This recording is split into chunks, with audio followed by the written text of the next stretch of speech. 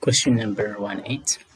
It says that a resistor R, a capacitor C, and inductor L are connected in series to an AC voltage source that generates sinusoidal voltage, which is represented by Vt as a function of t, where Vp the maximum one sine omega t, with Vp and omega being the peak voltage and angular frequency of the source, if Xc, XL, and R capacitive reactance, inductive reactance, and impedance respectively.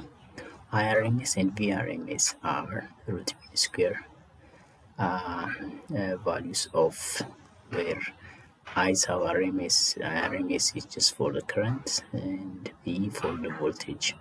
So the average power dissipated in a series RLC circuit is given by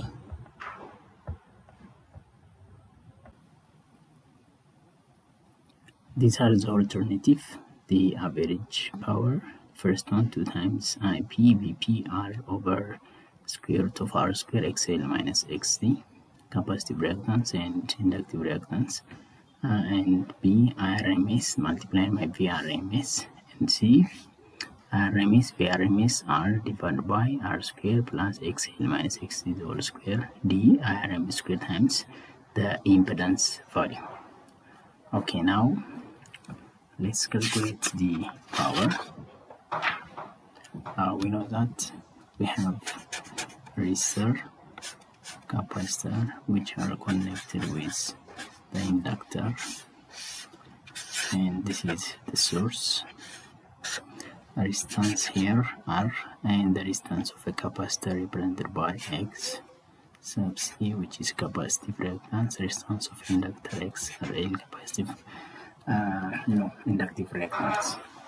So from this we can understand that XL is equal to which is WL, or it can be written as XL is equal to 2 pi Fn. F is the frequency.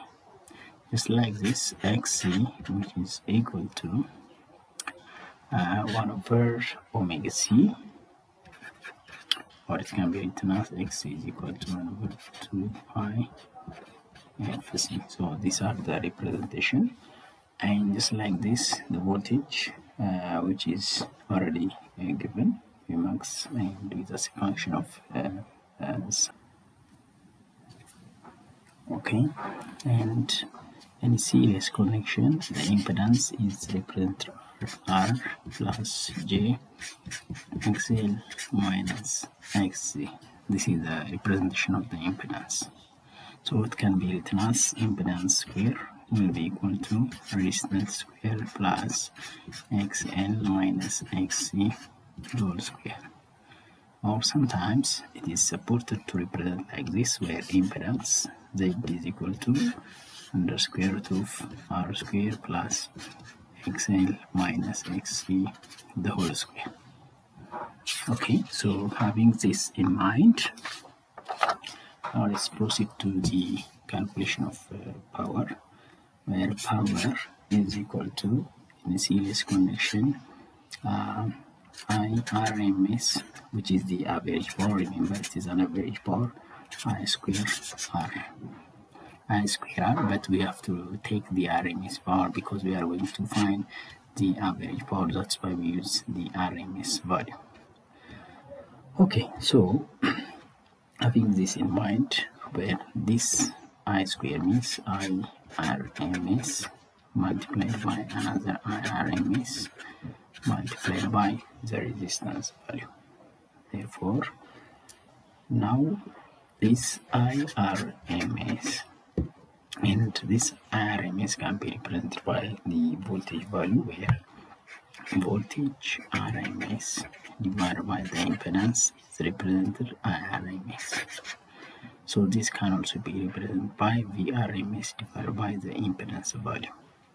So this is equal to IRMS times VRMS R divided by impedance. Now represent with the impedance value, it becomes let's rewrite this again.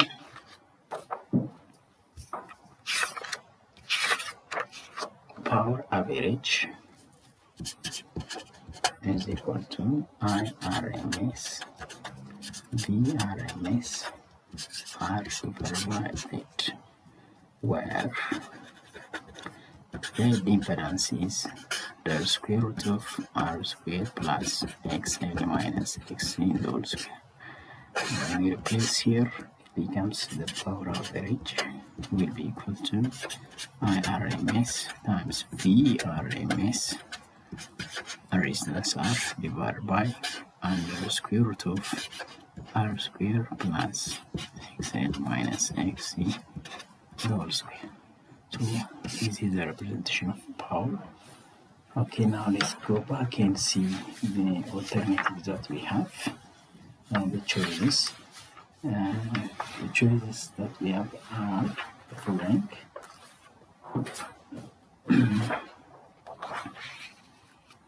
A is this one, B is this one, C is this one. So the correct answer is this: IRMS VRMS R divided by R square plus XL minus XC, which is similar to this one, the last one. Okay, let's proceed to question number 19. It says, and according to Heisenberg's uncertainty principle. So, first one, the larger the position uncertainty, the larger the momentum uncertainty. So, according to the uncertainty principle, we are looking about the position and the momentum, which is position multiplied changing position multiplied by changing momentum is greater than or equal to h divided by 4 pi. So when we measure the position to the exact value, we are losing the exactness of the momentum. So with this vice versa, so if the b size, if the uncertainty in position decreases, the momentum uncertainty decreases too. No, both of them not decrease at the same time. So see, the more precisely we measure the position of a particle, we become less precise. Correct answer. The correct answer is C, because the more precisely we measure the position, so when we become very exact, only the more precise in measuring of the position, we are losing the exact measurement of the momentum according to the Heisenberg uncertainty principle. So in this uncertainty principle, we are looking regarding the position and the momentum. So when we exchange this one, the position and momentum, the more precisely we measure the momentum, we are losing the preciseness of the position as well. So in both ways, describing both ways is possible. So we have to take C is as a correct answer, but the other is not correct. Which of the following statement is not correct about the reflection, refraction of sound waves and their application? So whenever we say sound wave, it will not be within the range of frequency that we can able to hear. Sometimes it may be above the frequency of 20 kilohertz. So it says first one, A, in prenatal scanning, reflection, refraction of sound allows doctor to monitor progress of developing baby. Yeah, that is possible with sound in ultrasound, which is the frequency above the human hearing range. So in this ultrasound, it is possible to see the progress of a baby, and this progress, the possibility of looking the progress of the baby, even it's possible to see the sex, and if there is some deformation inside, it's also possible to scan it and to give a treatment early. So B, reflection of sound echo is formed when sound enters the medium of varying length. So when sound enters from one medium to the other medium, it's not reflection, actually it is a refraction because it changes the medium. So it already enters to the other medium, so we cannot say it's a reflection, it is. So reflection of sound is formed when sound enters. No, this is not correct. Reflection and refraction of sound are used to detect flaws in metals and to help people park their car. A refraction of sound is a change in its direction as it travels through a medium having different layers. This is also correct. This one is also correct, but B is not correct according to the given alternatives. Question number 22. A torque, which is represented by this one, rotates an object of mass m, and moment of inertia is already given through an angle theta. Then the work done on the object by the torque is given by. So in order to do this, we have to know two things. The first one is the linear versus the angular. So I'm going to say V in a linear motion. So we have to take here R multiplied by omega in the angular motion. Acceleration in a linear, so R with alpha, this one, as case of linear, so we have to take R with theta in this of angular motion. So in such cases, so when you rotate, it's applying a certain force into an object. For example, the object may be like this or something else. So with force maybe downward and so on. So we are going to find the work done, where the torque can be represented by R crossed with F value. So in such cases, now we are going to see a very essential points in case of torque and omega. So one of the very essential points whenever say force is simply equal to mass times the acceleration. So this I can also be represented by I in rotational motion is the alpha value in this case. So where the work done is equal to, is dot with the force dot product of the two. So when you take the magnitude only, S times the F. So in a simple expression, this S can be represented by R times theta, and the force with the known value, which is, it can be like I times the alpha value. We know that torque can also be R times F, where this is R, and F is I times again alpha. So torque is R I alpha. So this R I alpha represented by torque. So torque times theta is equal to the work done. So simply torque must hit the value is the work done. So for the given alternative, it says that torque rotates an object, this one mass, this one I inertia, and the work done on an object can be by this value. So this is the correct answer.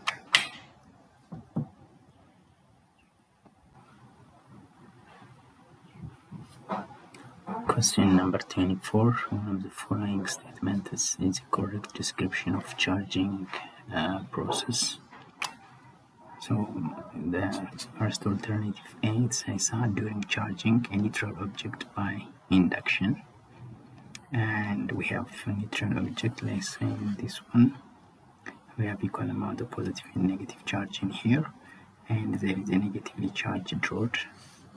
This is negatively charged, so the charge flows from the rod to the object. So during this, when this one approach induction, the positive charges will be collected near to the rod, and the negative charge will go away. So in this case, it cannot describe that the charge flows from the rod to the object. There is no way that the charge can easily flow from negative charge flow from this rod to the object. So the charge cannot flow, but the positive charge will be collected here near to the rod, and the negative charge will go away. So this is what we have. But if you connect this one with the ground, so the negative charge will flow this way, and we are going to make this one a positively charged object. So A cannot be the answer. B, when a neutral metallic sphere is charged by induction, we have this neutral again metallic sphere using a negatively charged rod. Again, we have negatively charged rod. The sphere acquire a net negative charge. So again, we have the positive charge will be collected here and negative charge will be collected here. So we are following the induction using negatively charged rod. So the sphere is negative. The net charge in this sphere is not negative, so the net charge is neutral, neither positive nor negative, because the these charges, positive charges and negative charges, they will not flow toward either towards this rod or to the ground. So as it is, we have a positive charge and negative charge, but they are separated. One positive charges goes near to this one, negative away from this rod, but the net or the total sum is indicating that it is neutral. So this the X. C, when a positively charged object, we have certain positively charged object, let's say this one, is momentarily brought in contact with a neutral metallic sphere. So this is metallic sphere, it's neutral. We have equal number of positive and negative charges, so the sphere acquire a net positive charge. So in this case, we have this plus, equal number of plus and minus, minus plus, plus minus, minus plus, and so on. So when this positively charged object in contact with this one, so the negative one will go in this direction, which is attracted by the positive charge. Positive will go this direction. So during this one, the object will have a net charge of positive. So the net positive charge will be acquired by the sphere, because the negative will be attracted, and it goes in this one in order to neutralize this one. So in such cases, final net charge of the sphere will become positive. So this is correct.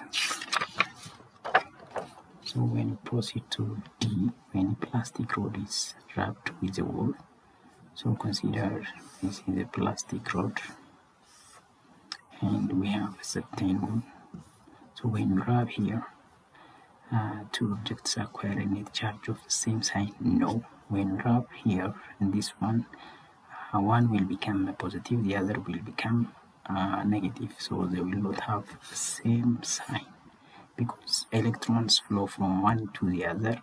When electrons goes from one to the other, this will become, the object will become positive, this object will become negative, so they will not have the same sign during wrapping process. Any wrapping process, the two objects will not have the same sign, they always have different sign. One will have a negative sign, the other will have a positive sign.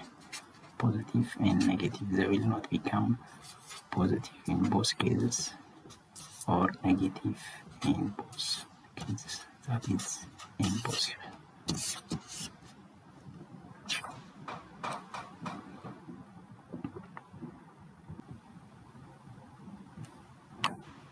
Question number 25. A parallel plate capacitor is charged with a battery. First we have this parallel plate we connected with battery. So one becomes positive and the other become negative. Then the battery is disconnected, and we will disconnect this one, and we have the capacitor. This capacitor have positive and negative in the other side, with the charge represented by Q. Then a dielectric material is inserted. In the next case, after this one, we just need to insert a dielectric material inside of it, so with the K constant here. So which was following is correct about this effect of the dielectric material. So the first question in this case is the potential difference between the plates remain the same. So in order to find the potential difference, first we need to see that the capacitance is represented by K, the permittivity of free space, A divided by distance D.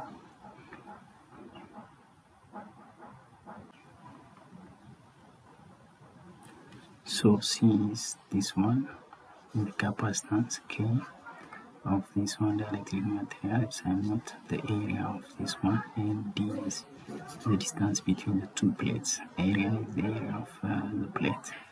And the other very important thing, V, the potential difference, will be equal to the initial potential difference divided by the K value. So due to the presence of this K value, the electric materials, so the voltage will decrease from the original one. So there is a decrease in P value. So the potential difference will remain the same. No, it will not be remain the same. And P, the charge on the plates decreases and the energy stored increases. So when you look at the charge, say that Q is equal to C multiplied by V. So C value will increase and V value will decrease. So one increases, the other decreases. So the proportionality is already known due to the K value. For this one, C is equal to K epsilon naught, the area divided by D. It's already known, and there is an additional value of K, and V is equal to V naught over K. So the charge on the plate decreases also. No, charge on the plate is remain the same, and therefore this is not correct. Okay. And the energy stored increases. No, the energy stored is calculated. It's half K multiplied by V value. So this is the same, and V decreases, so the energy stored will decrease. The energy stored also decreases. The electric field between the plates and the energy stored decreases. Yes, the energy stored will decrease because it is half Q of V, so V decreases, energy stored, and the electric field, again, the electric field is A naught divided by the K value. So due to this presence of K, the electric field between the plate and the energy stored, both of them decreases. So this one is correct. The capacitance remain the same. No, capacitance will not remain the same as we have seen in the previous formula, and the electric field between the plates increases. No, electric field decreases, not decreases. The capacitance will not be the same, as we can see that capacitance is K epsilon naught area over D. So due to the change and due to the existence of a dielectric material, we introduce a new K value multiplied by the previous one. So due to this, there is a change in C value. The C value will increase, so the capacitance will not be remain the same. So for this one, this is the correct question number 26. Which one of the following statements is correct about the resistance of the conductor with a circular cross section? So before we answer the question, let's see this one. Resistance is directly proportional to rho value and length of this maybe it's a copper or aluminum, whatever it is. The difference will be shown on this resistivity value, so divided by the area. So when the area increases, resistance will decrease. When the length increases, area resistance will increase. So resistance and length are directly proportional. So with area it is inversely proportional. So when you come to the question, it says that at a given temperature, the resistance of a certain copper and silver wire of the same length and diameter is the same. No, it cannot be the same, because the copper and the silver, they have a different resistivity. Even if the length is the same, area is the same, temperature is the same, they have a different value of this one. Due to this resistivity difference, they will have a different resistance. So this is completely wrong. The given temperature, resistance of copper and silver are of the same length and diameter. Diameter means the same area. So even if they have the same area and the same length, so they will not have the same resistance value. Remember this. The resistance is not the same due to the resistivity difference between copper and silver. So put X here. When you go to B, the resistance of a conductor increases as its length increases. That is because they are directly proportional.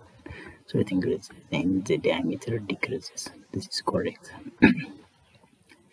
Resistance will increase by increasing the length and by decreasing the diameter, because it is inversely proportional. When you go to C, the resistance of the conductor increases as length and diameter increases. No, its length only, it's possible the other resistance will increase, but the increase in diameter will decrease the resistance. So due to this, due to the diameter decrease, so this will not be the answer.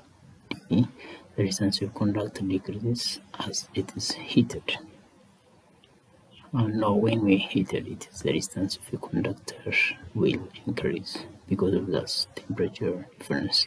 So this will not be the answer. So the correct answer is here. The resistance of conductor increases when the length increases and area decreases, means diameter decreases. So B is the answer. Now question number 27. Student wants to investigate Ohm's law using an ammeter and a voltmeter to measure turns through a potential difference across a resistor. Moreover, she employs rheostats to vary the potential difference across a given resistor. This one is a rheostat, and it's used to change the voltage drop on this resistor. That is the use of this rheostat. So the question arising here is, which of the following connections is the correct setup of the circuit to perform the experiment? So what she need is wants to investigate the Ohm's law. So in order to investigate the Ohm's law, she must know the voltage drop on this resistor and the current that passes on this resistor. So we need to connect voltmeter and ammeter on such resistor. So when you look at the alternatives that we have, the first one, the voltmeter is connected to the rheostat, so we don't need to know the voltage drop on the rheostat. Our interest is, in order to investigate the Ohm's law, we need to know the voltage drop on the resistor, not on the rheostat. So this connection is wrong. B, the voltmeter is connected to the resistor in parallel. That's correct. And the ammeter is connected to the resistor in serial. This is correct. So it's possible to know the voltage and the current. So by changing this, the resistance, the voltage drop on the rheostat, we can vary V and the voltage and the current. So with this, it's possible to investigate the Ohm's law. Okay, so C, the voltmeter is connected with this one, so it measures only the voltage of the source. So the voltage drop on the resistor plus the voltage drop on the resistor. So our interest is to know the voltage drop on the resistor, so this is wrong. And D, ammeter is connected in parallel, which is completely wrong, and voltmeter is in series. All voltmeter should be connected in parallel and the other in series. So in general, the correct answer will be B.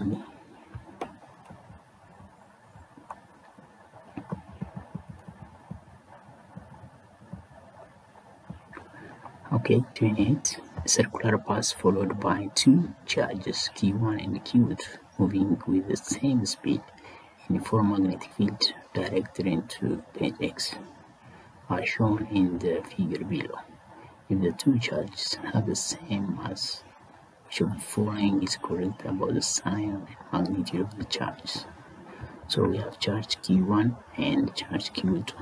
This one is called in counterclockwise direction, but this one is moving in clockwise direction. So from this we can understand that these charges, the magnetic field is towards this paper.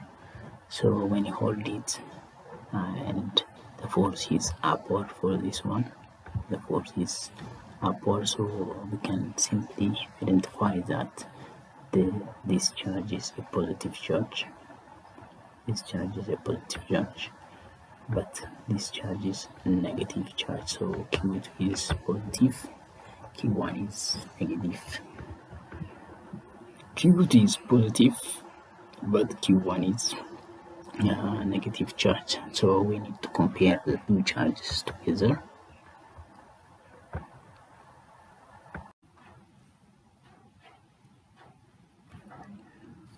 Okay, so as I told you before, this one is rotating in counter direction, Q2, this is clockwise direction, so it's already known that the direction of the field. For example, let's say we have positive charge is moving upward. In this case, the magnetic field is this one in clockwise direction, which means in this direction it is x, in this direction it is dot, dot, dot. So if it is like this one in this direction and dot, dot in this direction, but if we insert a certain positive charged particle in this one, it will indicate that there is a force which is applied on this one. So it is the presence of these charges. So the charge is moving toward this one, to right up arrow. This indicates the direction of magnetic field is downward. This is the direction of positive charges, and the force will become upward. This direction. So this is the direction of the force. So this is a positive one, and this is negative charge. Okay, so the other thing that we need to remember regarding this one, we need to compare the charge between them. In order to compare between the two charges, we have to know that R is equal to M times V divided by the charge multiplied by the magnetic field. So mass is the same, they are moving with the same speed, and the magnetic field is also the same, so we are going to compare R with the charge. So the RQ to Q1 have R1 is greater than R2. So if R1 is greater than R2, they are inversely proportional. When R is larger, the Q becomes smaller, so Q1 is smaller than Q2. So Q1 is smaller than Q2 means this is the correct answer. In this one, Q2 is positive, it's correct. Q1 is negative, it's correct. And Q2 is greater than Q1, that is correct. This is X due to this one. And this is x because Q1 is mixed positive. Due to this one is also x. Q1 is positive, and it's completely wrong. Q2 is negative, it's also completely wrong because Q2 is positive. This is wrong, and this one is wrong. So the only answer that we have is correct. 29. The primary coil of transformer has 250 turns. As you can see in the transformer, consider this transformer. We have primary turns here, and we do have also secondary. This is in the primary, and this one is in secondary. The current that flow in this direction is I primary, and the current that flow in this direction is I secondary. The voltage here is V primary, voltage V secondary. So the coil consists of 1500 turns. If 220 volt is applied to its primary coil, the voltage induced in the secondary coil and the ratio of current in the primary coil to the secondary. So the question is voltage in the secondary, and second is the ratio of current in the primary coil to the current in secondary. The current in the primary divided by the current in the secondary. So we need to find voltage in the secondary, and we need to find the ratio of the current in primary with respect over the secondary. Okay, so first we need to find the given values. The primary coil has 200 and the primary is 250, and the secondary is 1500.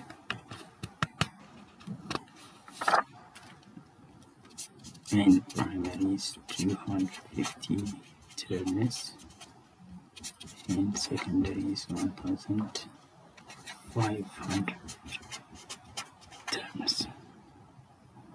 So having this in mind, it is possible to find the voltage drop. So according to the formula, the voltage V primary over V secondary is equal to, or V secondary V primary is equal to N secondary over N primary. So V secondary is equal to V primary N secondary over N primary. So V secondary is equal to, the primary is 200. The voltage is 220, V primary is 220 volt, and the secondary is 1500, and the primary is 250. This cancel out, it becomes 6. So 220 volt times 6, which is equal to 0, 12, 17 volts. It becomes 1320 volts.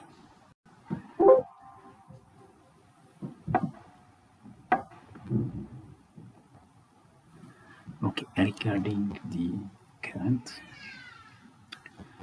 I primary secondary is equal to N secondary of N primary, which is IP over I is equal to N secondary 1500 over 250. Cancel out, it becomes 6. So 6 is the ratio, and this is the voltage. So 1300 and 6, this is the voltage, and this is the ratio between the two. So this is the correct answer. The other is completely wrong. This is 1330. No, this is correct, but this is 60. But it is 1500 divided by 250 is equal to 6.